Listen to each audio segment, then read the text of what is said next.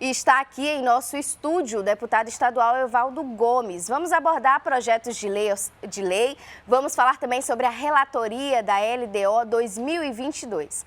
Boa noite, deputado. Seja muito bem-vindo aqui ao Conversa Franca. Boa noite, Bia. Para a gente é um prazer retornar aqui esse programa que é campeão de audiência. Obrigada, deputado. Vamos começar falando da sua escolha como relator da Lei de Diretrizes Orçamentárias de 2023. Quero saber como vai ser a sua atuação, quais as áreas que serão prioritárias aí nesse seu relatório. Bom, primeiro assim, nós recebemos essa missão, fomos escolhidos aí pelo presidente da comissão, o deputado Franzé, e o deputado, depois de ouvir dos demais membros da comissão, fez essa escolha para que a gente pudesse relatar o orçamento, uma peça que vem do Poder Executivo, onde está baseada, onde eles apresentam, o Poder Executivo, o Governo do Estado, a governadora Regina Souza, apresenta aí eixos importantes, como, por exemplo, no ano de 2023, melhorar mais ainda a qualidade do ensino público, investir no combate às desigualdades sociais, por exemplo, no combate à pobreza, na questão do meio ambiente, da política de sustentabilidade, enfim, e tantos outros. São 7 eixos que ela traz como pontos principais do orçamento. E a gente está agora, nesse momento, buscando um diálogo. Vamos aprovar agora, na quinta-feira, o calendário de como se dará esse processo de tramitação, do debate, das discussões sobre esse projeto. E a gente espera que no mês de junho a gente possa chegar no entendimento não só com os deputados, mas sobretudo também com o secretário de Fazenda, o secretário de Planejamento, para que a gente possa, no próximo semestre, a gente aprovar aí o orçamento definitivo e fazer a divisão entre poderes, sobretudo para que a gente possa, no ano que vem, ter recursos suficientes para ser investido em áreas essenciais como saúde, educação, segurança pública. E eu tenho uma pauta principalmente na questão do transporte. Verdade, eu vou já lhe fazer uma pergunta sobre transporte também, mas o projeto, ele deve ser analisado aí, a Lei de Diretrizes Orçamentárias de 2023, até que mês, mais ou menos? Até o mês de junho. A gente já aprovou vai aprovar o calendário, esperamos que seja aprovado na quinta-feira, na reunião da comissão. Esse calendário, ele se dará aí um processo de reunião com o secretário de Planejamento, o secretário de Fazenda. Depois disso, a gente vai ouvir os deputados, quem tem um prazo para que os deputados possam apresentar emendas. E a gente vai avaliar, lógico, naturalmente, as emendas apresentadas pelos deputados e dialogar muito. Eu acho que esse vai ser o forte, dialogar com o Poder Executivo, no sentido de a gente chegar no entendimento e aprovar esse orçamento, a LDO, até o mês de junho, bem provavelmente até o dia 10, dia 20, dia 25 do mês de junho, quando praticamente encerrará o período legislativo do primeiro semestre. Em relação ao transporte público, né, o senhor até antecipou que é uma das suas pautas aí, que será uma das prioridades. Eu queria saber sobre um projeto de lei que o senhor acabou criando recentemente, que é sobre estabelecer a meia passagem para estudantes carentes. Eu queria que o senhor explicasse um pouco mais esse projeto, como surgiu a ideia do projeto também. Bom, viajando pelo interior do Piauí, o que a gente tem ouvido de reclamações, principalmente tem outras reivindicações, mas dentre elas, uma das principais reivindicações da juventude, de pai de família, é que não tem como mais arcar com a despesa do transporte, do ônibus intermunicipal. Tem município, Bia, que se paga R$50 para ir 50 para voltar, R$100. Mas tem município que se paga até R$100, 200 100 para ir, 100 para voltar. Quer dizer, um preço caríssimo. Fica inviável pessoas pobres que moram no município estudar em Teresina no ensino superior, ter que ir todo dia e retornar. De repente também ele tem uma despesa muito alta, porque ele tem que ficar aqui na semana e ele vai ter que pagar pensão, ele vai ter que pagar alimentação, enfim. Alunos pobres do Piauí estão com muita dificuldade e dentro das dificuldades maior que eles podem perceber é o preço do transporte intermunicipal, o preço da passagem. Então, depois de ouvir mais ou menos 4 a 5 municípios, e sentir na pele a dificuldade que essa juventude tem passado, é que nós resolvemos apresentar esse indicativo de projeto de lei. Naturalmente que esse é um indicativo de lei, mas nós não queremos também aprovar ele a qualquer custo. Sim. A ideia nossa é ter uma audiência pública para que a gente possa conversar com a classe empresarial, ou seja, os donos de ônibus do Piauí. Vamos também conversar com o Poder Executivo. Nós vamos abrir nesse momento, nesses dias, uma conversa com a governadora Regina Souza, que tem se mostrado sensível, principalmente na defesa dos mais pobres. E a gente, depois de um debate que nós teremos com os deputados na casa, com a classe estudantil, os empresários, a gente vai tentar chegar no entendimento no sentido de ter uma solução para essa problemática. Da forma que está, não pode continuar. Ninguém consegue estudar pagando passagens altíssimas, como essa juventude do Piauí tem pago. A estudantada tem sofrido na pele isso. Mas a gente está muito confiante que depois do entendimento e depois da gente analisar com muita profundidade o orçamento, a gente possa encontrar, quem sabe, dentro do próprio orçamento, uma possibilidade da gente ter ali um fundo para que possa ser investido no transporte intermunicipal. Infelizmente, a gente passa por uma crise no transporte urbano da nossa cidade. E essa crise se deu, sobretudo, pela falta de um planejamento e de uma organização de gestões que se antecederam à gestão do prefeito Doutor Pessoa. É preciso que se diga que, quando o prefeito Doutor Pessoa ao assumir a prefeitura, esse problema já existia em Teresina.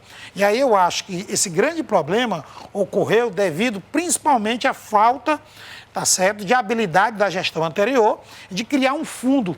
E é isso que nós vamos propor para a governadora Regina Souza, para que não haja uma crise dentro do sistema de transporte intermunicipal, como ocorre, por exemplo, na capital. Então, esse é um debate que nós vamos fazer de forma muito tranquila, muito transparente, no sentido de mostrar aos empresários que também é preciso eles compreender que essa moçada está sendo prejudicada porque não tem como marcar o preço da passagem. O senhor explicou um pouco como surgiu essa demanda, a partir de uma observação sua mesmo, viajando pelos municípios do Piauí. Explicou também sobre a possibilidade de criação de um fundo, mas eu queria saber como vai funcionar, qual é a proposta do indicativo? É pagar a meia passagem, é pagar a passagem inteira? Como funcionaria na prática? Bom, na realidade, o aluno, o estudante pobre que se desloca de uma cidade, vou te citar como exemplo Campo Maior. Ele mora em Campo Maior e estuda o ensino superior em Teresina. Nós estamos querendo que seja, ele tem o direito de pagar a meia passagem, certo? Quem paga, por exemplo, R$50 vai pagar 25, tá certo? Então, essa ideia é, como eu bem disse, ela se dará a partir de um debate que nós iremos fazermos dentro da Assembleia.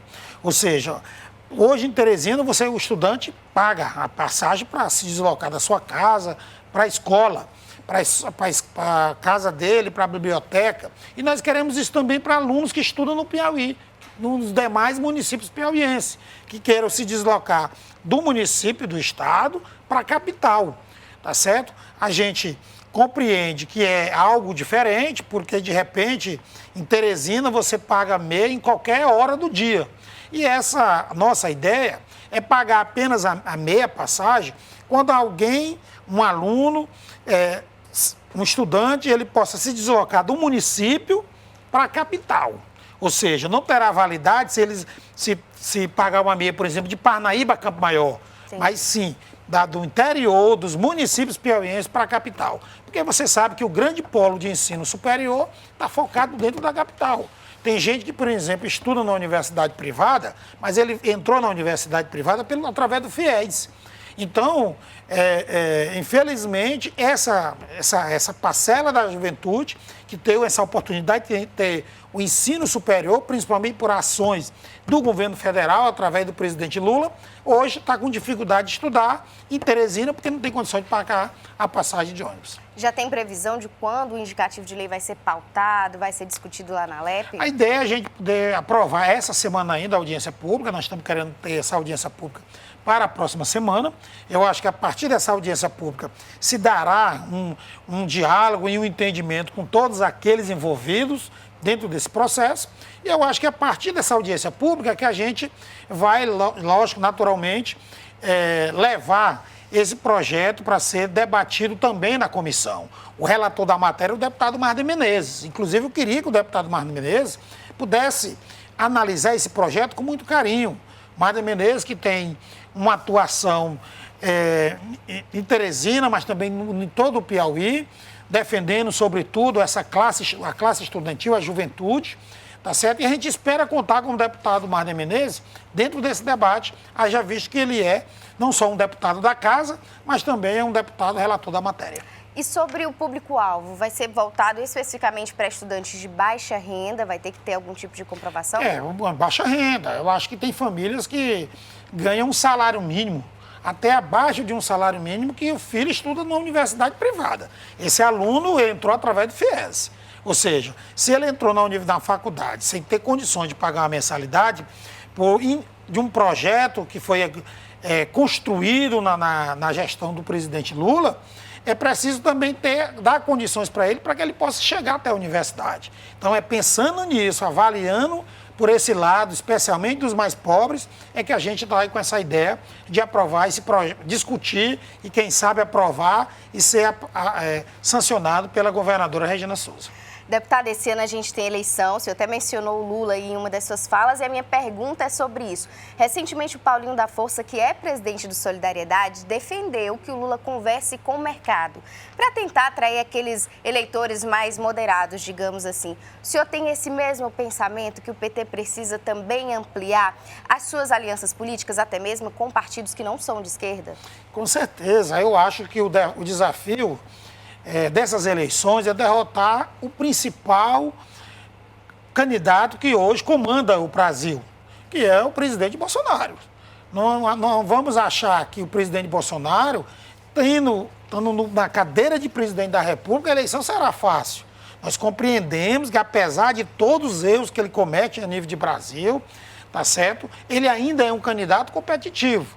Então, diante disso, para que ele possa, o presidente Lula tenha um enfrentamento de igual para igual com o presidente Bolsonaro, essa disputa que será duríssima, ele precisa também debater e discutir com partidos de centro, partidos de direita, ou seja, partidos que tenham como principal foco a democracia, partido que tenha como base central melhorar a qualidade de vida do povo. Você sabe, Bia, que hoje o preço do ônibus está altíssimo porque a inflação está retornando.